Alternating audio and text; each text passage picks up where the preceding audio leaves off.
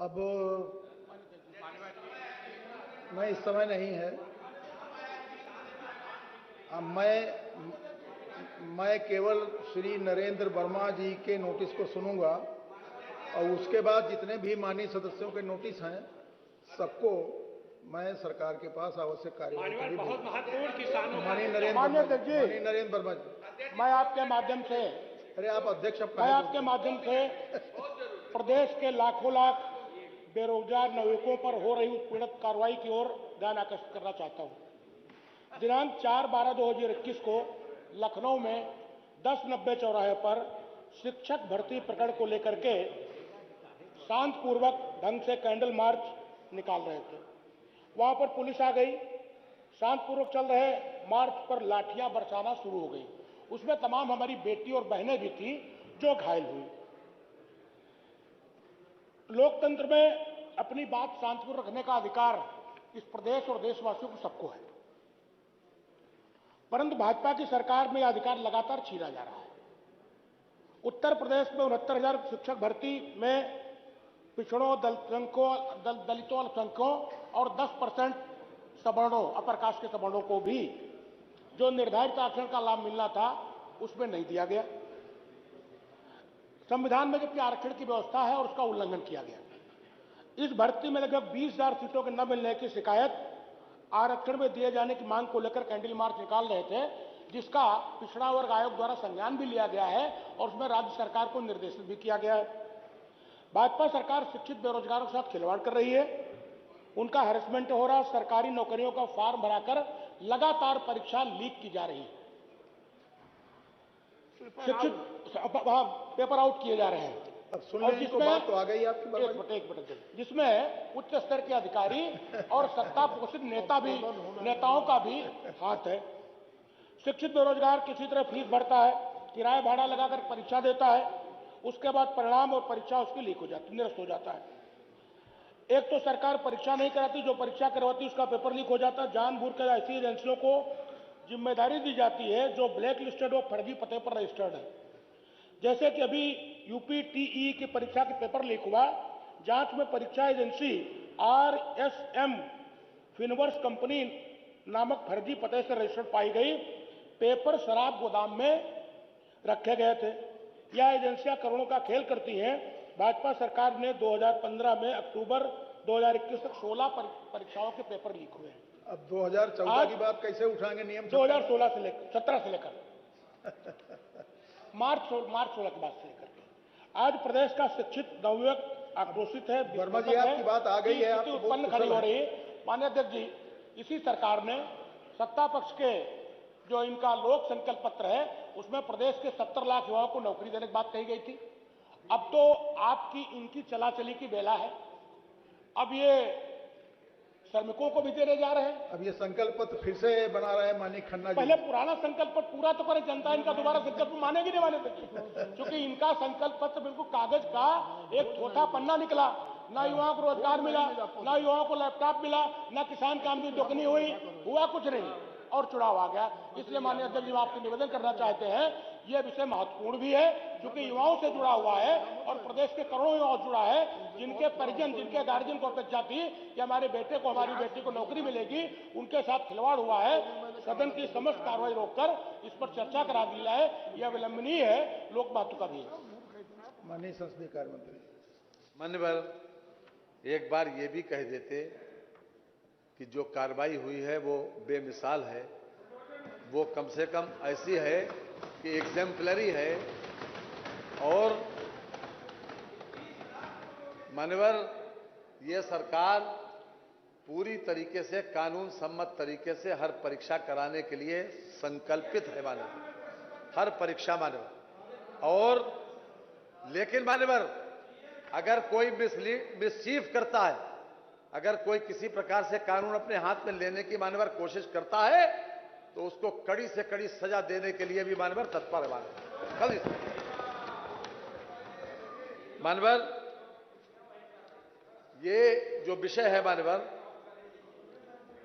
ये परीक्षा नियामक प्राधिकारी के द्वारा मान्यवर ये परीक्षा आयोजित की गई मान्यवर। और जैसे ही ये पता चला मान्यवर कि पेपर लीक हो गया, उसी वक्त मानवर परीक्षा कैंसिल कर दी और जिन लोगों के पास अपने प्रवेश पत्र थे, सुन लीजिए पूरी बात, जिन लोगों के पास प्रवेश पत्र थे उन्हीं प्रवेश पत्रों को आधार मानकर उनकी वापसी का इंतजाम मान्यवर कर दिया गया और आगे किसी प्रकार से उत्पीड़न न हो, उसी एप्लीकेशन पर दोबारा एप्लीकेशन भी नहीं देना पड़ेगी। जब भी वो चाहेंगे तो उस परीक्षा में बैठेंगे और न कोई शुल्क देना पड़ेगा और न मानवर किराया देना पड़ेगा मानवर। और इसके साथ ही मानवर जो कार्रवाई हुई वो भी सुन लें। मानवर जो उसका मेन मास्टर माइंड था वो कल वो भी मानवर वो पकड़ा गया, वो भी पकड़ा गया मानवर।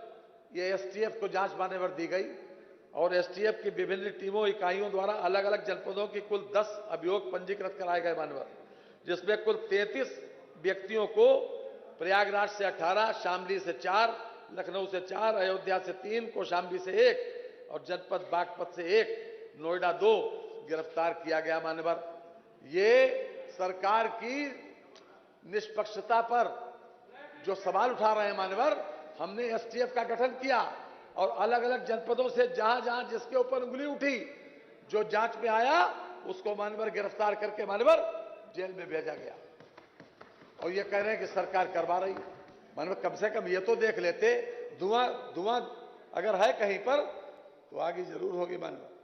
अगर ये पता चलता है, सरकार की कार्रवाई इस बात का द्योतक है कि सरकार ने पूरी तन्मयता के साथ, पूरी न्यायप्रियता के साथ जो पीड़ित थे उनको न्याय दिलाने के लिए उन लोगों के खिलाफ कार्रवाई की है और मानवर आगे भी जो भी इसमें संलिप्त पाया जाएगा उसको किसी भी हालत में छोड़ा नहीं जाएगा मानवर। यह मैं आपके माध्यम से पूरे सदन को आश्वस्त करना चाहता हूं। इसलिए मैं समझता हूं कि जितना हमदर्दी इस सरकार ने दिखाई है ऐसे मामलों में, खास तौर से नवयुवकों के मामले में, उतनी मानवर आज तक किसी सरकार ने नहीं दिखाई मानवर, आज तक। और जितने मुकदमे पंजीकृत हुए मानवर उन सब में कार्रवाई जरूर होगी, ये मैं आपके माध्यम से पूरे सदन को आश्वस्त करना चाहता हूं। और हर तरीके से उन लोगों के साथ न्याय होगा, उनको दोबारा एप्लीकेशन नहीं देना पड़ेगी, वो उसी एप्लीकेशन पर दोबारा आईपीआर हो सकते हैं।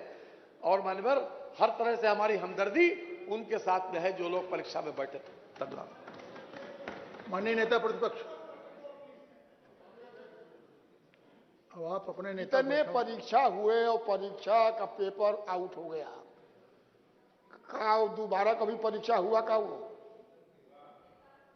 कभी परीक्षा वो नहीं हुआ। इसलिए कह रहे कि उसी प्रवेश पत्र पर फिर परीक्षा होगी, तो परीक्षा कब होगी? कब परीक्षा होगी? आप तो रहेंगे ही नहीं, तो परीक्षा कब कराएंगे? अरे कैसे आएंगे?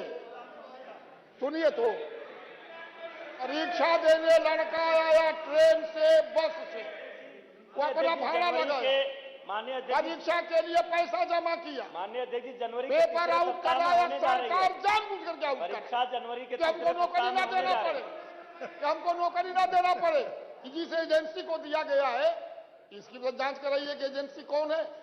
ब्लैक लिस्टेड एजेंसी को आपने दिया पेपर बनाने के लिए, परीक्षा कराने के लिए, जिसका शराब गोदाम में अपना पेपर रखा हुआ है। ठीक है, विषय आ गया। नौकरी माननीय अध्यक्ष जी, सरकार की मंशा नौकरी देने की नहीं है, बल्कि नौकरी करने वाले लोगों को गर्दन पकड़ करके निकाल दिया गया। इन्होंने कहा हमारी बड़ी हमदर्दी उनसे हो गया। अरे आपकी तो इतनी हमदर्दी है कि जो आया आपसे नौकरी मांगने, मार लाठी पीट करके आखिर में जेल में बंद करा दिया। हमदर्दी तो है ही है। आप इतना हमदर्दी किसी के नहीं बेरोजगारों से। नौकरी दिया नहीं, टांग अलग तोड़ दिया, जेल में अलग भेज दिया। हम सोच रहे थे मानवर, सुबह से कोई ड्रामा नहीं हुआ मानवर। सुबह से आज तक कोई ड्रामा नहीं हुआ मानवर। 2 बज गया, 3 घंटे हो गए। लेकिन आपको मैं धन्यवाद देता हूं कि कम से कम पूरे हाउस के लोगों को आपने मनोरंजित कर दिया मानवर। यह देखा जाना चाहिए कि सरकार किसके साथ है, जो दोषी है उनके साथ खड़ी है या मानवर जो पीड़ित है उनके साथ खड़ी है। यह सरकार हमेशा हर मामले में मानवर जो पीड़ित है उसके साथ खड़ी, पीड़ित पक्ष के साथ खड़ी और दोषियों के खिलाफ हर वक्त खड़ी है मानव, वो मानवर नियत और मंशा देखी जानी चाहिए। हमने इतने लोगों को गिरफ्तार किया, कार्रवाई की, माननीय मंत्री जी ने बता दिया मानवर कि तीसरे सप्ताह में उनकी परीक्षा होना तय है मानवर, और हम दोबारा फिर से आएंगे। ये गलतफहमी में मत रहिए, देखिएगा, आज की बात नोट कर लीजिए। अब 14 बरस के बाद सोचिएगा आने को, अभी तो नहीं कहा। 14 बरस के बाद सोचिएगा आने को, क्योंकि आप राम के तथाकथित भक्त हैं।